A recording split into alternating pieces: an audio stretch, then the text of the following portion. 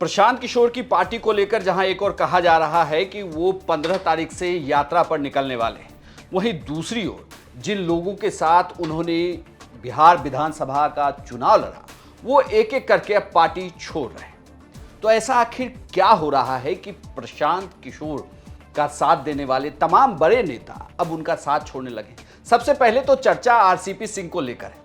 RCP Singh, जिनकी बेटी ने जनसुराज के टिकट पर इस बार चुनाव भी लड़ा, उन्होंने नीतीश कुमार की तारीफ कर दी है, जिसके बाद यह कहा जा रहा है कि जो राज्यसभा के चुनाव अप्रैल के महीने में होने हैं, जिसमें जेडीयू के कोटे में 2 सदस्य राज्यसभा जा सकते हैं, तो यह कयास लगाया जा रहा है कि आरसीपी सिंह की भी बारी आ सकती है।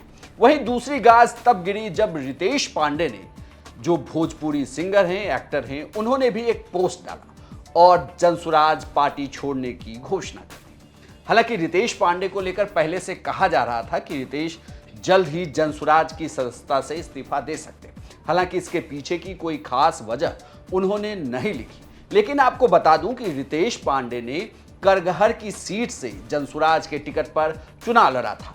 करगहर प्रशांत किशोर, जो जनसुराज के सूत्रधार हैं, उनकी ही विधानसभा सीट थी।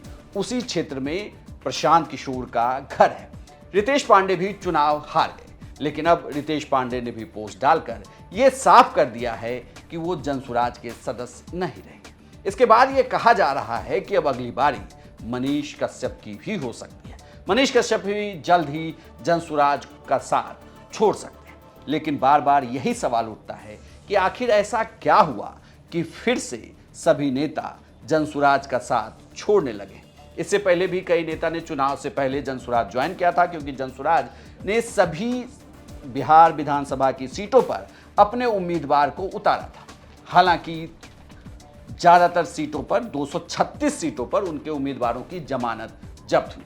रितेश पांडे उनमें से एक थे जिन्होंने करगहर से काफी अच्छा चुनाव लड़ा। उनकी सीट काफी सुर्खियों में भी रही, लेकिन चुनाव हारे। उनके सीट पर प्रशांत किशोर लगातार चुनाव प्रचार भी कर रहे थे। हालांकि अब यह कहा जा रहा है कि रितेश पांडे जल्द ही बीजेपी ज्वाइन कर सकते हैं। वहीं बिहार के कद्दावर नेता आरसीपी सिंह, जो जेडीयू के राष्ट्रीय अध्यक्ष तक रहे, केंद्र में जेडीयू के कोटे से मंत्री भी रहे, उन्होंने भी, उनको लेकर भी ये कयास लगाया जा रहा है कि जल्द ही जेडीयू में उनकी वापसी हो सकती है। उन्होंने जो बयान दिया है उसके मायने बहुत हैं। 1993 के बाद देखा जाए तो नीतीश कुमार यहाँ आया 1993, उसके बाद आज आया है, असहयोग बस आप भी आ जाए हैं। क्या ये सहयोग क्या है, इसका क्या? अच्छा ये बताइए, आपने संयोग बोला तो नीतीश बाबू के साथ तो मैं 25 वर्षों तक मैं रहा, और हम तो कई बार यहाँ आए, पहली बार नहीं आए, हम कई बार आए। और ये संयोग ये कहिए कि चूँकि आज यहाँ पटेल परिवार ने आयोजन कर रखा था, वो बिहार के माननीय मुख्यमंत्री हैं, बिहार के लोग उनको पसंद करते हैं, पटेल समाज ने उनको निमंत्रण दिया और वो आए, तो हम भी उनको इधर से धन्यवाद देते हैं। और हमें भी आमंत्रण दिया, हम भी यहाँ आए, हमको अच्छा लगा लोगों के साथ बैठ कर। सर, पटेल परिवार का सर कहना है कि नीतीश और आरसीपी एक। तो अच्छा ये बताइए, आपको कहाँ से लगता है कि हम लोग 2 हैं? जी, हम लोग तो एक ही है ना जी।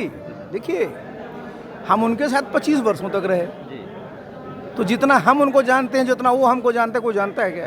खमास बाद आरसीपी सिंह जदयू ज्वाइन करेंगे, ये तो आपको पता चलेगा। सवाल लेकिन अभी भी वही है कि क्या प्रशांत किशोर के अगले जो 5 साल के लिए प्रशांत किशोर ने कहा है कि वो बिहार में लगातार अपनी यात्रा जारी रखेंगे और बिहार के विकास के मुद्दे को उठाते रहेंगे, तो क्या इस पर अब लोगों के साथ साथ जिस तरीके से बिहार विधानसभा चुनाव में लोगों ने वोट नहीं दिया, तो क्या यह भी माना जाए कि अब उनके साथ जो लोग राजनीति में उतरे थे उनका भी भरोसा कम हुआ है? तभी पहले आरसीपी सिंह का नीतीश कुमार के लिए तारीफ करना और फिर करगहर से चुनाव लड़ चुके भोजपुरी एक्टर रितेश पांडे ने जनसुराज से इस्तीफा देना, क्या ये सभी बातें एक साथ इसलिए भी हो रही है क्योंकि प्रशांत किशोर पर लोगों के साथ साथ नेताओं का भी भरोसा कम हो रहा है? आपको क्या लगता है कि इसके बाद कई और बड़े लोग भी प्रशांत किशोर का साथ छोड़ेंगे? आप अपनी राय हमें कमेंट बॉक्स में लिखकर बताएं और बिहार की तमाम बड़ी खबरों के लिए आप देखते रहिए सिर्फ बिहार तक।